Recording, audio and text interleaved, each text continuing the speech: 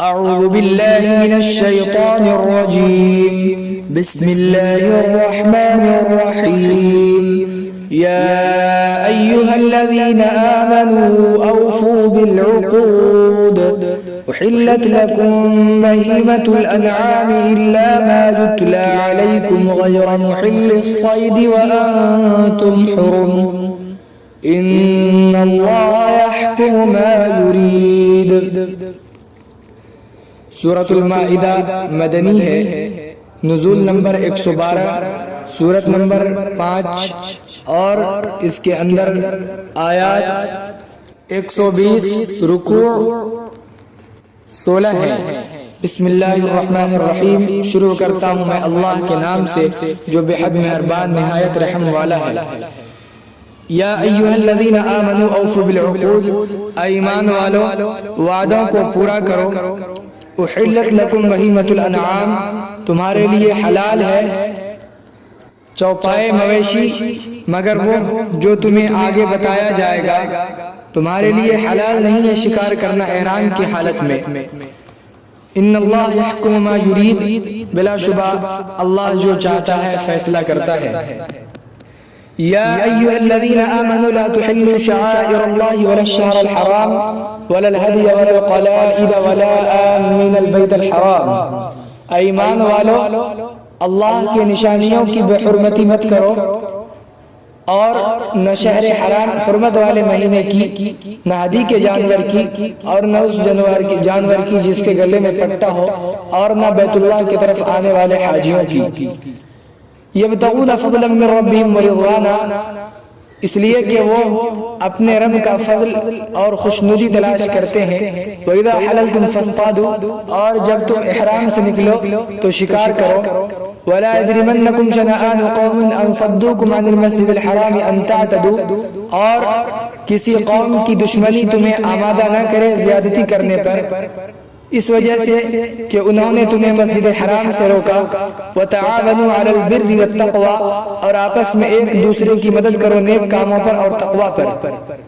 وَلَا تَعَاوَنُوا عَلَى الْإِثْمِ وَالْعُدْوَانِ، اور آپس میں ایک دوسرے کی مدد نہ کرو گناہ اور ظلم پر۔ وَاتَّقُوا اللَّهَ، اللہ سے ڈرتے رہو۔ إِنَّ اللَّهَ شَدِيدُ الْعِقَابِ، بلا شبہ اللہ بہت زیادہ سزا دینے والا ہے۔ حرمت علیکم المیتۃ والدم ولحم الخنزیر وما أهل لغیر اللہ بہ والمنخنقۃ والموقوذۃ والمتردیۃ والنطیحۃ، تمہارے لیے حرام ہے وہ جانور جو تمہارے لیے مردار حرام ہے، اور بہتا ہوا خون اور خنزیر کا گوشت، اور وہ جانور جس پر اللہ کے علاوہ کا نام لیا گیا ہو، اور وہ جانور جو دم گھٹ کر مر گیا ہو، اور وہ جانور جو چوٹ کھا کر مر گیا ہو، اور وہ جانور جو اوپر سے نیچے گر کر مر گیا ہو، اور وہ جانور جو سینگ مارنے سے مر گیا ہو۔ وما اکل السبع الا ما ذکیتم، اور وہ جانور جس کو درندوں نے کھایا ہو، ہاں مگر وہ جس کو تم نے ذبح کر لیا۔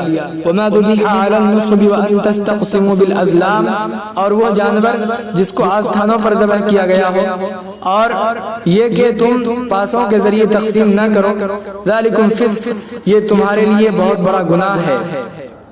الیوم یئس الذین کفروا من دینکم فلا تخشوہم واخشون، آج منکرین اسلام تمہارے دین سے مایوس ہو گئے سو تم ان سے ہرگز مت ڈرو اور مجھ ہی سے ڈرو۔ الیوم اکملت لکم دینکم واتممت علیکم نعمتی ورضیت لکم الاسلام دینا، آج میں نے تمہارے لیے تمہارے دین کو مکمل کر دیا ہے اور میں نے تم پر اتمام نعمت کی، اور تمہارے لیے میں نے دین کے اعتبار سے اسلام کو پسند کیا۔ فمن اضطر فی مخمصۃ غیر متجانف لإثم فإن اللہ غفور رحیم، پس جو شخص بھوک سے مجبور ہو جائے اس حال میں کہ وہ گناہ کی طرف مائل نہ ہونے والا ہو تو بلا شبہ اللہ معاف کرنے والا رحم کرنے والا ہے۔ یسألونک ماذا احل لهم، اسلام لانے کے بعد وہ لوگ آپ سے پوچھتے ہیں کہ ان کے لیے کیا کیا چیزیں حلال ہیں۔ قل احل لکم الطیبات، آپ فرما دیجئے کہ تمہارے لیے صاف ستھرا پاکیزہ چیزیں حلال ہیں۔ وما علمتم من الجوارح مکلبین تعلمونہن مما علمکم اللہ، اور وہ شکاری جانور جس کو تم نے سکھایا ہو زخمی کرنے والوں میں سے، اس حال میں کہ وہ ٹریننگ یافتہ ہو، تم نے انہیں سکھائی ہو وہ بات جو تمہیں اللہ نے سکھایا ہے۔ فَكُلُوا مِمَّا أَمْسَكْنَا عَلَيْكُمْ وَاذْكُرُوا اسْمَ اللَّهِ عَلَيْهِ، سو کھاؤ اس شکاری جانور میں سے جو اس نے تمہارے واسطے پکڑ رکھا ہے، وَكُلُوا وَاذْكُرُوا اسْمَ اللَّهِ عَلَيْهِ، اور اس پر اللہ کا نام لے لو، وَاتَّقُوا اللَّهَ، اللہ سے ڈرتے رہو، إِنَّ اللَّهَ سَرِيعُ الْحِسَابِ، بلا شبہ اللہ جلد حساب لینے والا ہے۔